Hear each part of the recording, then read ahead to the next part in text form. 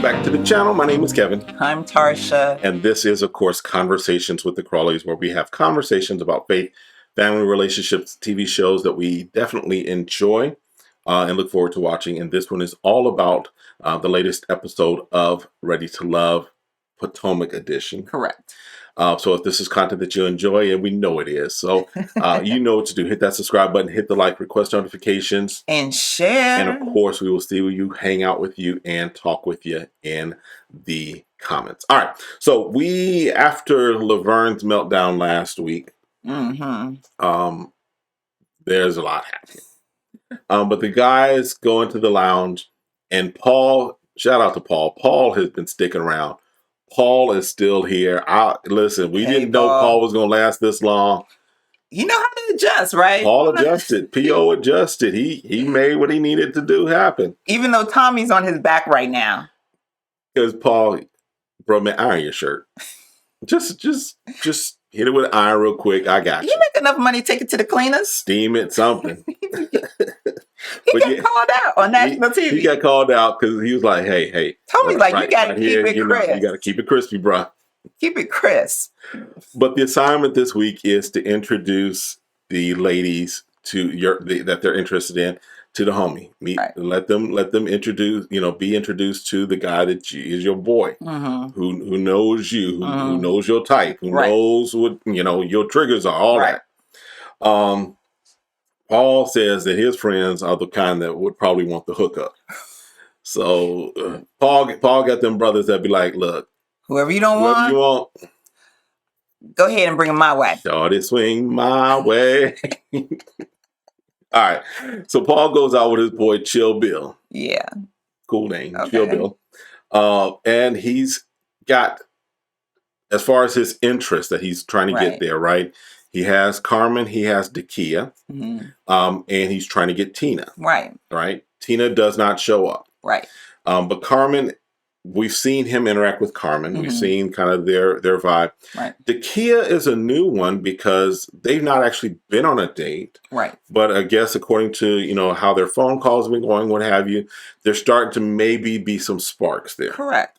Because we know Dakia is a pretty solid woman. Yes. And so I can see, just to being honest, like men not having interest in initially, right? Because she is a professional. She seemed to have herself together. So it's a great opportunity if you're having good conversation to bring out and let the homie see. And we find out that Paul's nickname, POJ, comes from his stage name, rap name. From the fifth grade. When he thought that gigolo was spelled with a J. It's that public school system. I know how it is in the Maryland, D.C. area. The public school system, listen. Thank God he got They need some more funding. So it just kind of stuck. But and he finally drops that J. Right. He still uses the POJ just because it kind of stuck, but that's where it came from. So Dakia is there first. Correct. Right. And then Carmen shows up. And Dakia's like, oh, Carmen showing up with her blue eyes. Blue eyes. She's like, I thought Clifton told her that wasn't a good look already. Listen, you buy them, you own them. Those are her eyes. As long as you can see out of them. As long as she can see out. If that's what she want to keep doing, mesmerize them with her blue eyes. I'm gonna leave it right there. All right. So they're talking and Chill Bill is asking the questions. He's asking, he's like, okay, trying to figure out, because he understands the assignment. He's trying to figure out which one is going to be the best fit for his boy. Correct. And he says that Carmen may control guys a little bit. And I think just because of how Carmen's career, how she moves, all of that seems to be. And it may not necessarily be control, but she knows what she wants and is not accepting of anything less than what she wants. Well, and she says it's different when we're home, right? True. So I think it's her knowing when to turn off her career. Right. Where she's in charge and she has to help people maneuver in their life. to, move them forward. Yeah. And being home and wanting to be like, I just want to be a woman at home. Right. Because she does say that she's submissive around Paul. Correct. That's what she does say. Correct. And Dakia, again, submissive is it's a loaded word because there's the way that some people interpret it. Right. And then there's the way that other people actually live it. Right. Right. It's, to me, what I'm hearing in that moment is that when she wants to, she allows the man to lead. Right. And when she finds a man who doesn't lead, a lot of women have to start leading. Right. And so that's what I get out of it when you're saying that. Yeah. So. And then Dakia, again, they're just now really getting to know each other in kind of a more of a romantic way. So we'll talk because they have a date with themselves just a little later. Right. And then Tori is meeting with his friend Ash, whose actual name is Ashley, but he goes by Ash because Ash sounds more manly. Is what he said. That's what he said. That's what he said. That's what he said. Because that name, they made it unisex because there are some people named Ash. Right. Yeah. But the goal for him is he's having his friend meet Sabrina and Ace because those are the two that he feels that there's a more connection with. Yeah. And he says that Ash is his BS detector. He's the one that's going to be able to like look at and see, okay, who's being real, who's being legit, and who's not. So Sabrina brings a candle as a gift for him. Right. And again, Tori's still like torn, right? Even though I'm like, Tori, this is a process. And if you just wanted just to date her, this is not going to happen that way. Right. Just because you got smitten quick doesn't mean she doesn't have options, right? Because she's been married before. And she got options. She has options. So, but this is where you have to be very confident in who you are and what you bring to the table. Right. And you can take it or leave it. That's where the confidence come in. You want this, you won't get this. Yep. If you don't want this, oh well, I'll find someone else. Yep. And so while they're there, he's like, oh wow, there's a gift for me. For her to take the time to do that is special. So maybe she is a part and interested in me, and then as they go on. The first wait, wasn't there somebody supposed to be here? Oh yeah, it sure was. Let me call her right now. He pulls his phone out and is like, and Sabrina's like, this is interesting. Really? You want her to be here? That's so bad. Why she gotta be here? She don't have to show up. Interesting. I can entertain both of y'all. We don't need her. Why are you gonna try to call her? And I feel like Tori's like, well, normally she never lets me down. Maybe she like on the side of the road somewhere and need me to rescue her. I could leave you here with Ash and go save her. And she, and so after he finally hangs up the phone, because she doesn't answer. She does not answer. She doesn't. So Ash is asking questions about, okay, when's, how long is your last relationship? Kind of what are you looking for? And Sabrina's like, I want to take it slow. She's like, I want to find what I want, but I'm not rushing right into marriage because she was married for, I think, 7 years before. Yeah, she was. But even just, the friend Ash is like, y'all look good together. They look like they could be a couple. But the body language was off. The body language was just like they were just two completely separate people that were just sitting on the same side of the couch together. And he says, well, didn't she just get divorced? Maybe she's not. This was about a year and a half ago, yeah. Yeah, maybe she's not ready to be in a long-term committed relationship right now if she's trying to figure out what she wants. Since her previous marriage. Yeah. So he brings some very good questions out concerning her. So the friend is like, hey, because one thing that Tori says is that he feels her energy is good enough to keep him around, is basically just to keep him around. That she's making some of the things just to kind of keep him as an option. Pulling him in. Just so that she has a backup plan. Right. And that's kind of what, Tori, that's kind of what you are right now, bro. You the backup plan. Yep. And the friend Ash says to proceed with caution. He's like, look, I don't know how Ace was going to be because Ace ain't here, but with this one, move with caution. And then Demetrius meets with Elder Demetrius. Called him Elder Demetrius. Elder Demetrius. Because he looked like a church elder, a deacon. Deacon Demetrius, as we go. Meets with his buddy Ken and Sabrina. And she says that he is her top choice. And kind of gets to the question again.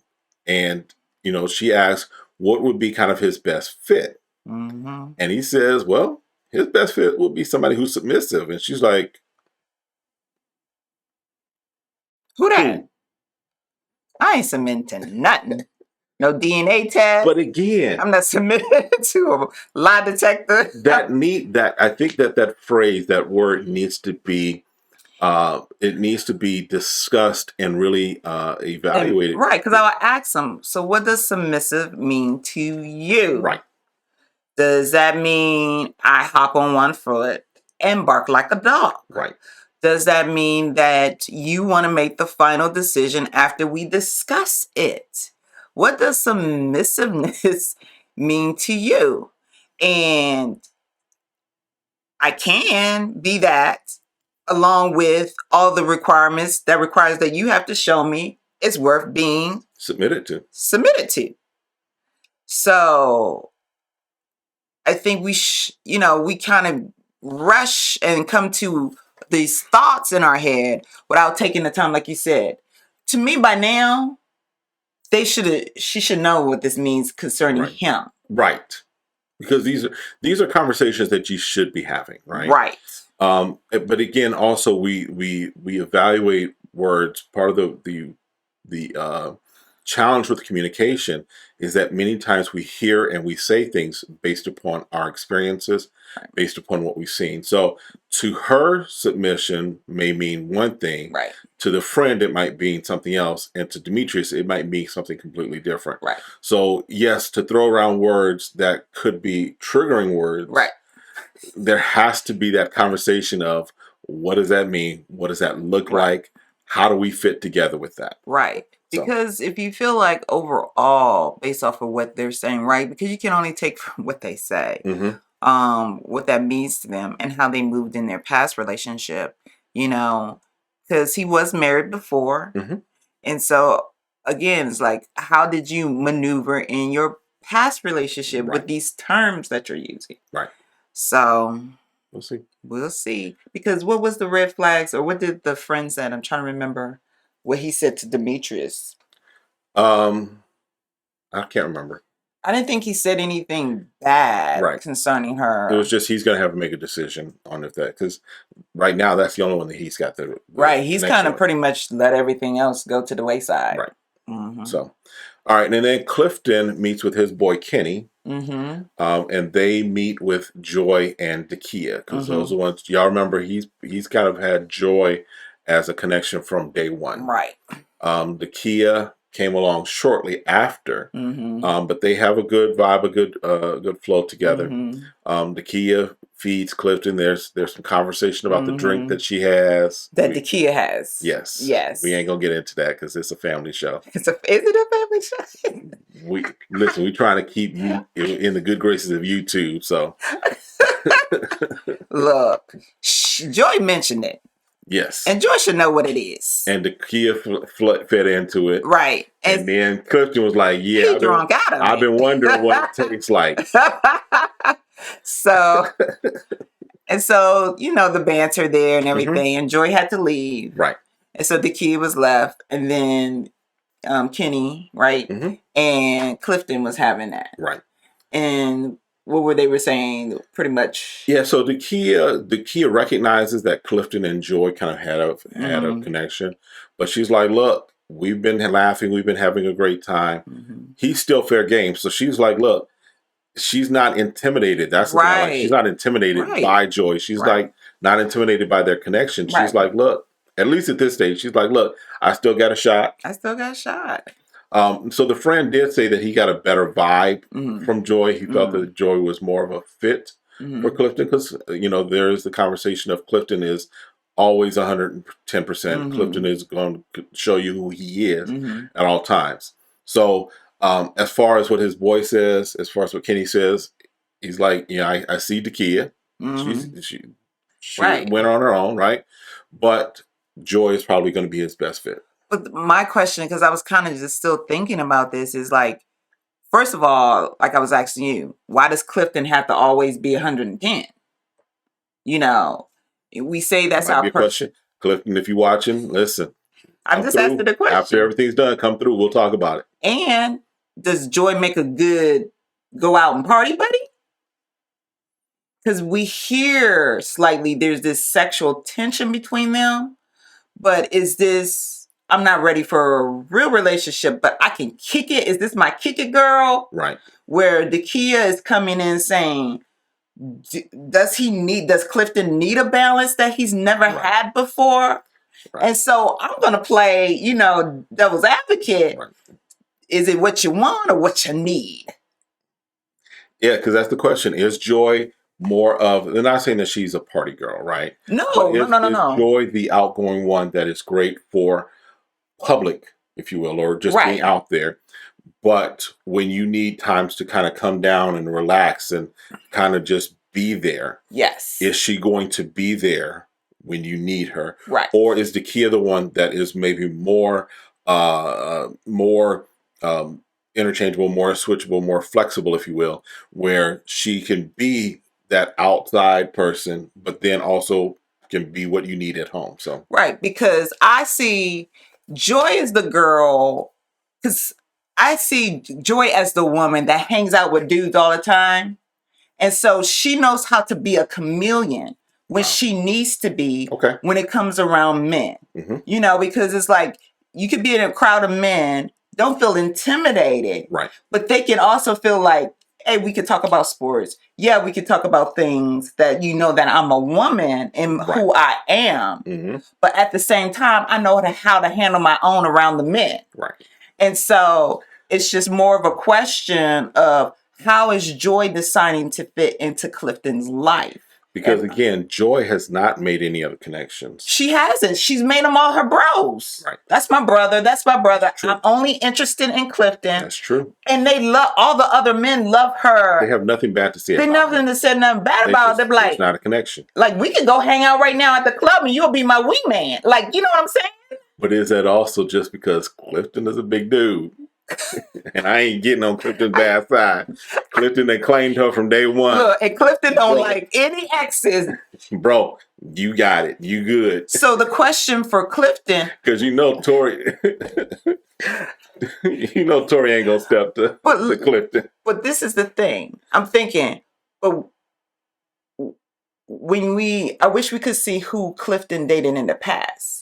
Is more of the women he dated in the past a more girly girl? Oh, that's a good question. Where there might be a little bit more Dakia in some of his, because he was married twice. Right. So is he looking at Joy as being different? Like, I can find a good friend and a sexual connection? Good question. Just saying. Just questions we got. All right. Questions. And then Donovan meets with his friend Phil, who we know Phil. Phil from last season of Ready to Love, who connected with Sydney, but looks like they are no longer together. Oh, spoiler alert! Well, everybody knows that. Everybody, they ain't together. They ain't together. She put something out and said, mm-mm. So, but they meet with Sabrina and Tina. Mm-hmm. Tina's energy was very weird. Well, we want to talk about her last, or we want to go ahead and talk about Tina? Go ahead and talk about Tina. I just feel like it's hard process for certain people when they have to devote a part of their life to this process, which is taping and being at certain places. She has a child, and this might be a difficult process just altogether for her, because she mentions that when she's her cameo, right? Mm-hmm. And I wonder if she's just like, I'm not really feeling where I thought I was going to enjoy this process. I'm not really enjoying it. And maybe she's the type of person, she can just meet one person at a time. But even, I get that. I get that. And that might explain why she didn't show up for Paul. Mm-hmm. But she's here. Mm-hmm. She's at the restaurant. She's on the date. And her energy is just weird. She could have been PMSing. You just have those days. Still, it's can't. Weird. She is just, she is. She checked out? She just checked out? Yeah, that's a nice way of putting it. She's checked out. She's the third wheel, if you will. She's just kind of there. Right. I don't know if she had an attitude she had a fight with. She didn't even send her representative. She's not there. I don't know. I'm trying to figure out, did she had a fight with one of Donovan or something before? Like, what is it? It's like, now I'm just like, I signed a piece of paper and I'm supposed to be here. I'm contractually obligated to be at this restaurant. Right. Because even they were like, you gonna eat something? She's like, no, I already ate. All right, hey. I'm just really showing up because I need to show up at least one of these dates. I was like, oh, wow. Okay.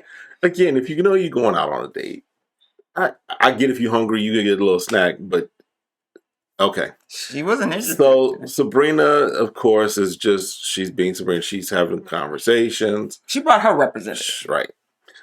So much that feels like, yeah, her answers might be a little too perfect. Because I've been through this before and I've seen perfect answers that don't match up. So he's like, yeah, because he really, in my opinion, didn't get an opportunity to get the sense from Tina. No, because Tina was just like, I'm checked out. But he was like, with Sabrina, yeah, that's your speed. However, be mindful of the fact that she's still trying to find herself. And actually, it's kind of both of them, because even Phil is saying some things about Donovan that give Sabrina the impression that, oh, maybe he's not really ready to jump back into this because he just recently got out of his marriage. Right, about 2 or 3 months ago. And there's still a lot to process, you know. I mean, you were married for someone, you have 2 kids. Right.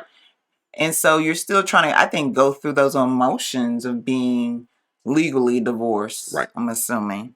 So, yeah. So Paul then goes out on his first date with Dakia. And he's like, and she says that he checks her boxes, that she's kind of what she would be looking for in the first place.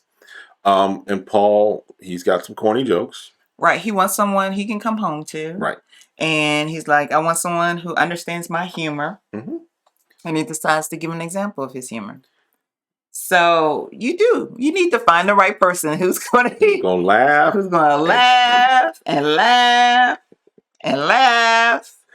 And then Bro, just don't take that on the stage. Just don't do an open mic night with that. I'm trying to help you out. Stick to I think you do rap or whatever. You might do poetry. I don't know, but don't do open mic with the jokes. And she says, tell me something that someone else doesn't know about you. And he paints. Yep.